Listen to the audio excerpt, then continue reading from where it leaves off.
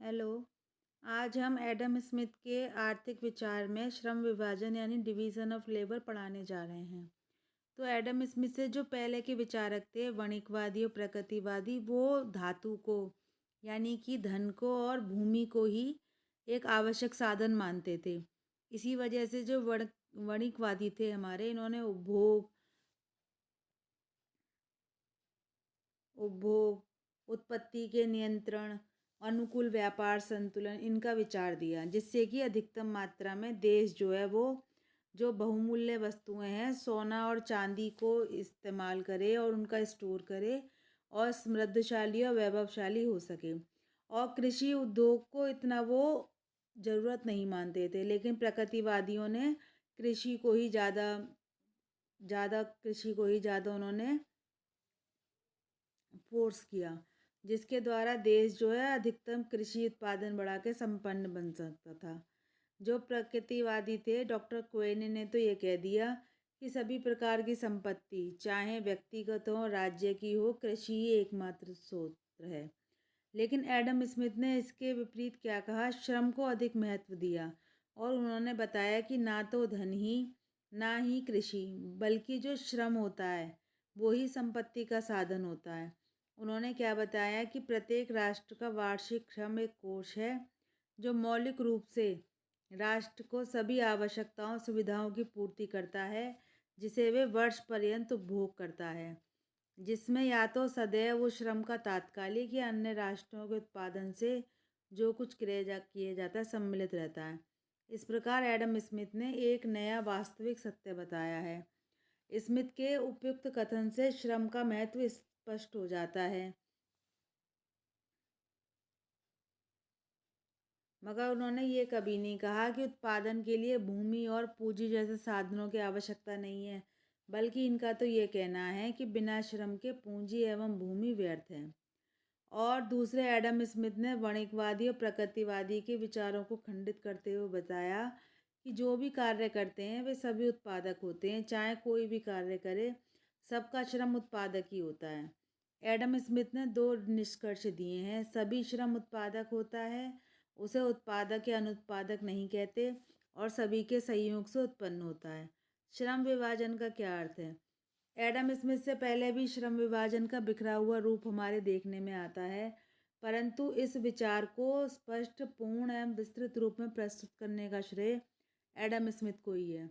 Adam Smith के अनुसार श्रम विभाजन सामाजिक अथवा सामूहिक सहयोग की प्रणाली है, जिसके द्वारा उत्पादन कार्य संपन्न होता है।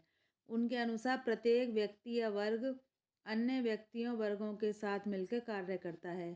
पशु समाज में तो पशु का बच्चा बड़ा होकर स्वतंत्र हो जाता है, परंतु मनुष्य समाज में यह संभव नहीं। यहाँ तो सामाजिक सहयोग के द्वारा ही वस्तु उत्पन्न की जाती है और विनिमय द्वारा एक दूसरे की आवश्यकता की पूर्ति में प्रयुक्त की जाती है। इस प्रकार पारस्परिक सहयोग से ही राष्ट्रीय आय का सृजन होता है, जो राष्ट्र के निवासियों के कल्याण में योग प्रदान करता है। श्रम विभाजन से क्या लाभ होते हैं? एडम स्मिथ ने पिन बनाने का व्यवसाय का उदाहरण देकर बताया कि एक व्यक्ति जो बिना श्रम विभाजन वाली प्रणाली को अपनाए बिना पिन बनाने का कार्य करेगा, वह केवल एक ही पिन बना पाएगा, परंतु यदि श्रम विभाजन रहेगा तो उतने ही समय में 240 पिन बन सकती हैं। इसके अतिरिक्त और भी लाभ हैं। उत्पादन में वृद्धि होती है। इस उदाहरण से स्पष्ट हो जाता है कि श्रम विभाजन से उत्पादन में वृद्धि होती है। एडम स्मिथ कहते हैं कि जब व्यक्ति पिन बनाने की सभी क्रियाओं को सफलतापूर्वक करता है, तब वह मुश्किल से 20 पिन बना सकता है, लेकिन यदि कार्य 8 क्रियाओं में बांट दिया जाए और इन 18 क्रियाओं को अलग अलग व्यक्ति करे तो श्रम विभाजन है वो कई गुना बढ़ जाएगा। कार्य कुशलता में वृद्धि। स्मिथ कहते हैं कि जब कोई व्यक्ति किसी विशेष कार्य को निरंतर करता रहता है तो उससे भली भांति परिचित हो जाता है और उस कार्य का अभ्यस्त हो जाने के कारण वह अधिक कुशलता से कर सकता है। समय की बचत। ये कह रहे हैं कि इससे समय की भी बचत होती है। और आविष्कार और सुधार। ये कहते हैं कि एक ही प्रकार के कार्य को निरंतर करते रहने से संबंधित व्यक्ति को उसके संपन्न करने की कला में सुधार का आभास होता है। ठीक है, या तो वो या नई नई कार्य करने की विधियां ढूंढ निकालता है, जिससे अधिक सुंदरता और कुशलता से कार्य कर सकता है। कुछ विद्वानों का मत था कि एडम स्मिथ ने श्रम के केवल लाभ बताए हैं और हानि नहीं बताई हैं। तो हानि क्या है? मानसिक नीरसता बढ़ती है, यानी कि एक ही प्रकार के कार्य करते रहने से उसके लिए वह कार्य नीरस हो जाता है। श्रम की गतिशीलता में बाधा पड़ती है। अगर एक ही व्यक्ति एक ही काम को करता रहेगा तो उस कार्य में तो कुशल हो जाएगा, परंतु अन्य कार्य में असमर्थ सिद्ध होता है। श्रम विभाजन की सीमाएं क्या हैं?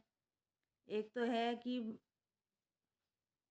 बाजार का विस्तार, कि श्रम विभाजन बाजार के विस्तार पर निर्भर करता है। यदि किसी वस्तु का बाजार संकीर्ण अथवा छोटा होता है तो उस वस्तु का विनिमय क्षेत्र भी छोटा होगा और वस्तु की मांग भी कम होगी और इस वस्तु का उत्पादन भी सीमित मात्रा में किया जाएगा।